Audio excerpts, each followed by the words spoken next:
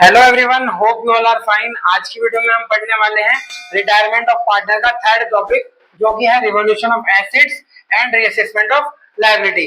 Retirement of partner जो हमारा chapter है वो 12th क्लास की जो अकाउंट की बुक है, पहली बुक वॉल्यूम 1 पार्टनरशिप, उसमें चैप्टर नंबर 5 है रिटायरमेंट ऑफ पार्टनर। हमने लास्ट टू लास्ट वीडियो में ये शुरू किया था, मतलब 2 वीडियो ऑलरेडी अपलोड हो चुकी हैं चैनल पे। ये थर्ड वीडियो है जिसमें मैं आपको रिवोल्यूशन ऑफ एसेट्स के बारे में बताने वाला हूँ, revolution of assets and reassessment of liability.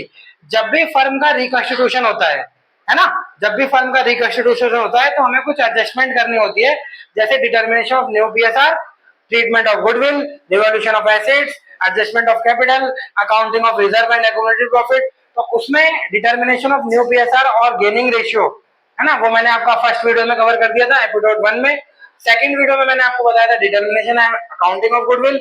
आज की वीडियो हमारी थर्ड वीडियो है जिसमें मैं आपको revolution of assets and reassessment of liability के बारे में बताने वाला हूँ।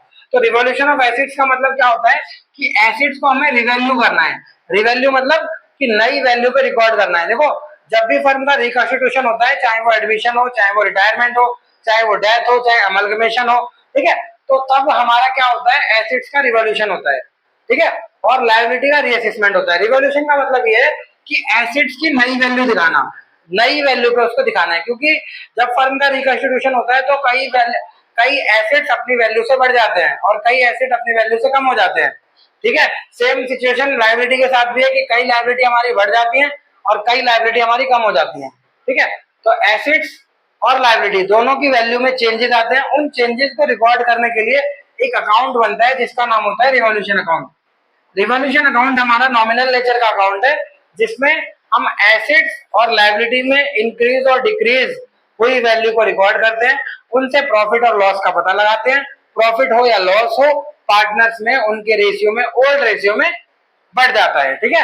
तो रिवोल्यूशन अकाउंट क्या है, एक नॉमिनल नेचर का अकाउंट। अब आपको यहाँ दिख रहा होगा ये लेजर है, तो लेजर में पोस्टिंग तब होती है जब जर्नल आती है, ठीक है। तो पहले हम क्या करते हैं, जो भी हमारा एसेट्स और लायबिलिटी इंक्रीज डिक्रीज हो रहे हैं उनकी एक जर्नल बनाते हैं, जर्नल से फिर लेजर। जब आपको जर्नल बनाने आ जाएगी तो आप डायरेक्टली भी लेजर में पोस्टिंग कर सकते हैं, यानी कि डायरेक्टली रिवोल्यूशन अकाउंट में पोस्टिंग कर सकते हैं, बट पहले जर्नल करना आना चाहिए, ठीक है। ये हमने वैसे 4th चैप्टर में भी पढ़ा है जो कि हमारा एडमिशन था, बट अगर वहां ध्यान नहीं दिया था या समझ नहीं आया था या आपने नहीं पढ़ा तो दोबारा एक बार चेक कर लीजिए, इस बार अच्छे से समझ लीजिए, आ जाएगा समझ। देखो, पहली एंट्री क्या है, इंक्रीजिंग एसेट्स की है। अगर एसेट्स की वैल्यू बढ़ती है तो आप सबको पता है कि एसेट्स हमारा डेबिट बैलेंस होता है, बढ़ेगा तो डेबिट से बढ़ेगा और कम होगा तो क्रेडिट से कम होगा। तो एसेट्स क्या है, एसेट अकाउंट टू रिवोल्यूशन, ठीक है। तो एसेट क्या हो गया, डेबिट हो गया, और रिवोल्यूशन क्या हो गया, क्रेडिट हो गया। अब जब हम इसकी पोस्टिंग करेंगे तो रिवोल्यूशन में एसेट्स को बाय साइड में लिखेंगे, ठीक है।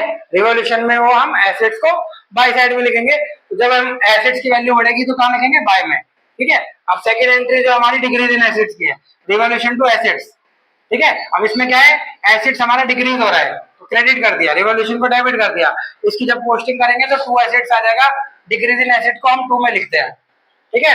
अब थर्ड एंट्री है इंक्रीज इन लायबिलिटी। लायबिलिटी का क्रेडिट बैलेंस होता है, तो जब बढ़ेगी तो क्रेडिट से और जब कम होगी तो डेबिट से। यहाँ बढ़ रही है, इंक्रीज इन लायबिलिटी बढ़ रही है तो क्रेडिट कर दिया, रिवोल्यूशन को डेबिट कर दिया, ठीक है। तो अब इसकी एंट्री क्या करेंगे, पोस्टिंग क्या करेंगे, ये आ गया टू लायबिलिटी यानी कि इंक्रीज। जब इंक्रीज इन लायबिलिटी होगा तो 2 में आएगा, क्लियर है। अब इसके बाद 4th नंबर है डिक्रीज इन लायबिलिटी। लायबिलिटी अगर कम होगी तो डेबिट कर देंगे, लायबिलिटी टू रिवोल्यूशन, ठीक है। तो ये बाय में आ जाएगा, by liability, decrease in liability by में आ जाएगा। इसके बाद आ जाइए 5 नंबर है इफ प्रॉफिट डिस्ट्रीब्यूट। देखो, इतना करने के बाद इधर आ गया डिक्रीज इन एसेट, इधर आ गया इंक्रीज इन एसेट, इधर आ गया इंक्रीज इन लायबिलिटी, इधर आ गया डिक्रीज इन लायबिलिटी। इतना करने के बाद अगर बाय साइड ज्यादा है, टू साइड कम है तो प्रॉफिट हो गया, अगर टू साइड ज्यादा है, बाय साइड कम है तो लॉस हो गया, ठीक है। तो जो भी हो, प्रॉफिट हो या लॉस हो, क्या करना है, पार्टनर में बांटना है। प्रॉफिट हमारा क्रेडिट बैलेंस होता है और पार्टनर का भी क्रेडिट बैलेंस होता है, यानी कि जब पार्टनर्स कैपिटल अकाउंट बढ़ेगा तो क्रेडिट से बढ़ेगा, तो revolution to partners capital account, ये हो गई प्रॉफिट की एंट्री, ठीक है।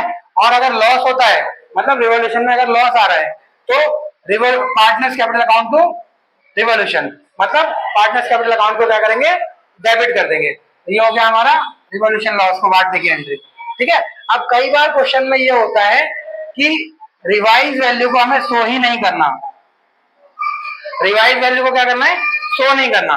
तो अगर हम रिवाइज वैल्यू को शो करना नहीं चाहते, अगर हम रिवाइज वैल्यू को शो करना नहीं चाहते, तो हमारा प्रॉफिट हो या लॉस हो वो किस रेशियो में बटेगा, गेनिंग रेशियो में बटेगा। Gaining partners capital account to sacrifice partner capital account.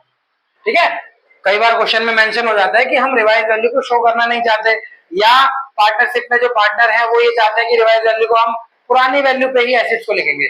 तो क्या एंट्री हो जाएगी, जो पार्टनर गेनिंग है वो डेबिट हो जाएगा, जो पार्टनर सेक्रीफाई है वो क्रेडिट हो जाएगा। रिवॉल्यूशन का प्रॉफिट हो या लॉस हो, जितना गेन करेंगे उसमें डेबिट कर देंगे, जितना सेक्रीफाई करेंगे उसमें क्रेडिट।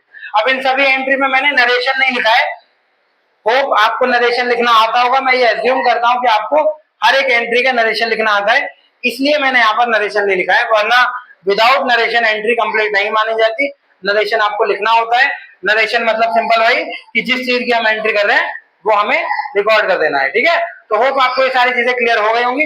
अगर अभी भी कहीं कोई डाउट लगता है तो आप मेरे से कमेंट सेक्शन में पूछ सकते हैं। वीडियो अगर पसंद आई तो वीडियो को लाइक कर दीजिएगा, चैनल को सब्सक्राइब कर दीजिए ताकि आगे आने वाली वीडियोस का नोटिफिकेशन आपको मिलता रहे। मिलते हैं आपसे अपनी नेक्स्ट वीडियो में, तब तक के लिए बाय बाय, टेक केयर।